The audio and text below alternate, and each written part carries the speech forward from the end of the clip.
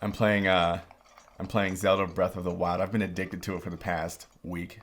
They're coming out with a sequel or a prequel at the end of November, so I'm just like refreshing my memory. This game came out in 2017 and I beat it, but I figured why not try beating it again. Right now I'm on top of this tower trying to figure out where to go, but you guys didn't click on this video for that.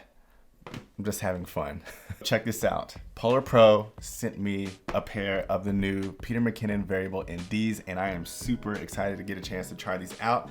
They sent me the signature edition, the 6 to 9 stop, and the 2 to 5 stop mist edition. So if you click this video, you probably already know what variable ND filters are, and if you don't, I'll get to that here in a second, but I'm gonna go ahead and take one of these out of the box, and I have to say the case that it comes in is absolutely ridiculous. Let's go ahead and talk about the case. PolarPro calls this the Defender360 Case. It has a waterproof and dustproof seal, which is awesome, and it's super durable. Just feeling it here in my hand, it feels very protective, very solid.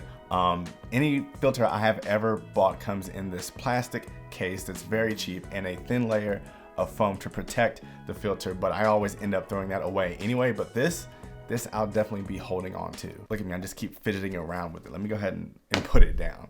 Something great about these cases is that you can directly apply them to your lens without ever having to touch the filter itself. How, you ask? Well, let me demonstrate. So it's really, really simple. All you have to do is grab the bottom of the case and unscrew it. So we're gonna unscrew it until it comes off. And then once you're done with that, you take this portion of it, the top part, you put it on top of your lens and you screw it on just like you would do any filter you've ever owned. And then really it's just a matter of taking the cap off, and really that's how you apply this filter to your lens without ever having to actually touch it. Now the cool thing about the cap is that all you have to do when you're done is just put it back on top of the filter, and it serves as a lens cap, so you can just put it on there and stow it away in your camera bag, that's crazy. Another exciting feature is the haptic feedback you get when adjusting your exposure. So whether you're stopping up or you're stopping down, the lens kind of clicks and you can feel it each time you hit a different stop. So that's something that is very useful, especially when you're coming from a Tiffin filter where the transition is smooth, but you would have to look down at the filter itself to figure out if you're at the minimum or maximum stop. So again, the haptic feedback on this is such a clutch feature. So there are two things that I am interested in finding out about when it comes to these filters, and one is the cross pattern. Does it have a cross pattern? Because this Tiffin filter definitely does when you're adjusting the exposure, and the vignetting, something I definitely get with this. It's actually pretty horrible. On the website, PolarPro says there is no vignetting with these filters, so in order to test this theory, we're gonna go outside.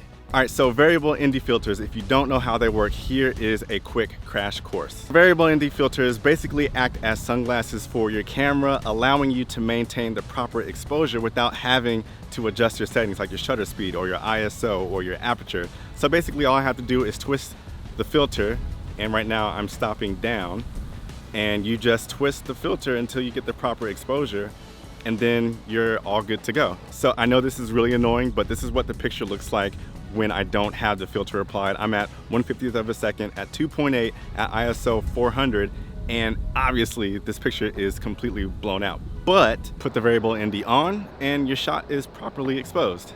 It's that simple. With my old Tiffin filter zoomed all the way out at 16 millimeters, I'd get some gnarly vignetting out of it the more I stopped down. However, with the new Peter McKinnon VND, that issue is seemingly eliminated. I'd also get a crazy cross pattern with the Tiffin variable as well, which has always been a headache. But again, these filters eliminate that too.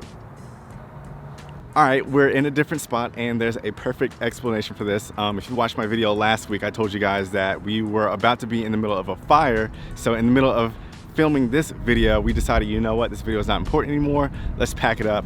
But we didn't have to evacuate, we're good. And now I'm shooting the rest of this video wearing the same hoodie for continuity purposes. Now moving on to the mist filter. Right off the bat, the best thing about this filter is that no longer do you have to stack your mist filter on top of your variable ND or vice versa. It comes in one filter. It's like a 2-for-1 special. So shout out to the PolarPro team and Peter McKinnon. I don't think this has ever been done before, but that's awesome. The main purpose of a mist filter is to soften hard edges and highlights in your shot, creating that soft cinematic look without losing too much contrast, and consequently, it also helps smooth out your subject's skin.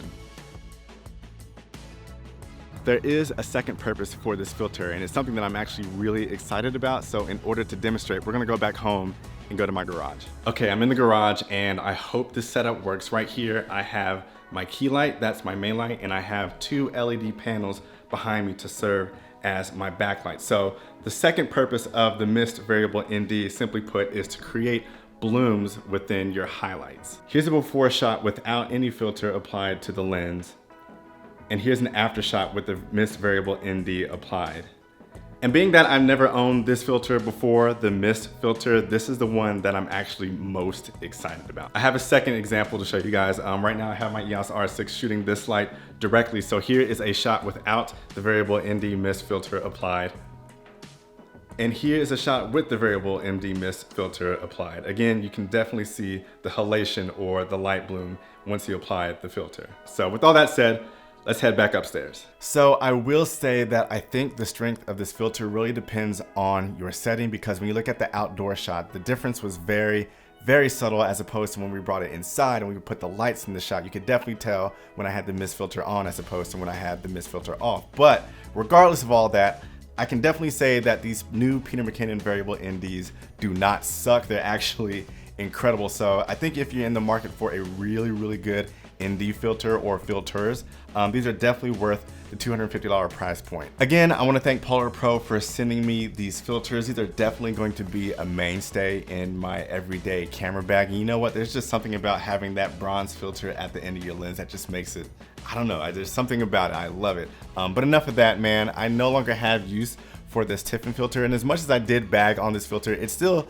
a decent filter outside of the cross pattern and the vignetting. So actually, you know what?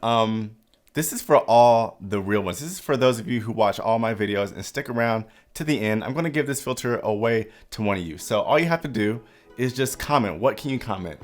Comment and tell me why you need this Tiffin filter, and I'll randomly select one of you and give this filter away. So again, this is for all the real ones who stick around.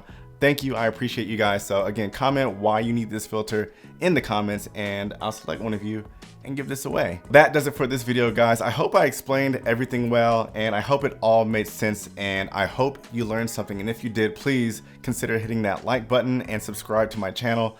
My name is Tristan Irvin and I upload videos weekly. Lastly, go ahead and hit that bell so you can get a notification every time I do upload a video. So until next week, guys, follow me on social media and I'll see you in the next video. Peace.